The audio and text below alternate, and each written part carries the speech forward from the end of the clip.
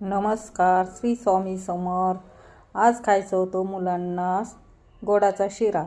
तर मी 1 वाटी रवा, एक तेवढीच साखर घेतली, थोडीशी कमी, आणि मंद आचेवर भाजायला घेतली. जसं लागेल तसं तूप टाकत राहिले. बघा, तेवढी साखर घेतली, मग रवा टाकला आणि तूप टाकत टाकत भाजून घेतला मंद आचेवर. बघा कसे भाजते. मंद आचेवर भाजलं ना, नाहीतर मोठा गॅस केला आणि भाजले करपतो मग रवा.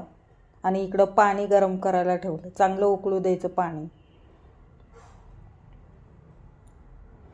चांगलं हलवत राहायचं त्याला, म्हणजे खरपूस असं छान असं भाजतं ब्राऊन होईपर्यंत. कच्चा मग पांढरट असला तर कच्चा होतो, मग शिरा चांगला नाही होत. म्हणून चांगला भाजून घ्यायचा आपण. मग भाजत आल्यावर आणखीन थोडंसं तूप टाकलं. बघा, थोडं ब्राऊन झालंच, थोडंसं करपलंच. बघा असं पाणी उकळायला ठेवलं, तेच पाणी आता त्या रव्यामध्ये घालते. रवा भाजून घेतला आपण, त्याच कढईमध्ये पाणी टाकायचं. म्हणजे जसं लागेल तसं पाणी टाकायचं. अंदाजे 2-3 वाट्या लागेल पाणी. बघा असं पाणी टाकायचं, म्हणजे मस्त शिजला जातो तो रवा. थोडं थोडं करून टाकायचं, एकदाच नाही टाकायचा. टाकून घेतला रवा थोडं, मग पाणी त्याच्यातलं कमी होत आलं की साखर टाकायची वरती.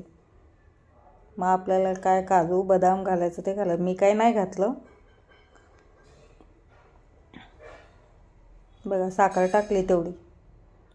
पाहिजे तर पूर्ण फुल वाटी टाकू शकता, पण आपण तेवढीच टाकायचं. मी टाकले, आम्हाला कमी गोड लागतं म्हणून.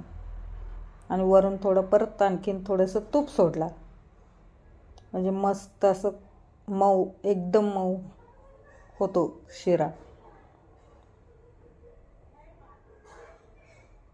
बघा कसा झाला रवा. माझा व्हिडिओ आवडला तर लाईक, शेअर, सबस्क्राईब करा प्लीज. बघा मस्त. आता देवाला नैवेद्य दाखवते त्याचा. गुरुवार असल्यामुळं केला शिरा. स्वामी समर्थाला पण झाला, पूर्ण देवाला पण दाखवला, मुलांना पण आवडीची फरमाईश केला. बघा बघा देवबाप्पाला पण ठेवला. तुम्ही कसं करता ते कमेंट्समध्ये सांगा. असा केलं माझ्यासारखं करून बघा एकदा, मस्त लागतो तो शिरा. आमच्या तर 8 दिवसातून एकदा तर होतोच, पण आज तुम्हाला पण दाखवा म्हटलं. भेटूया नेक्स्ट व्हिडिओमध्ये.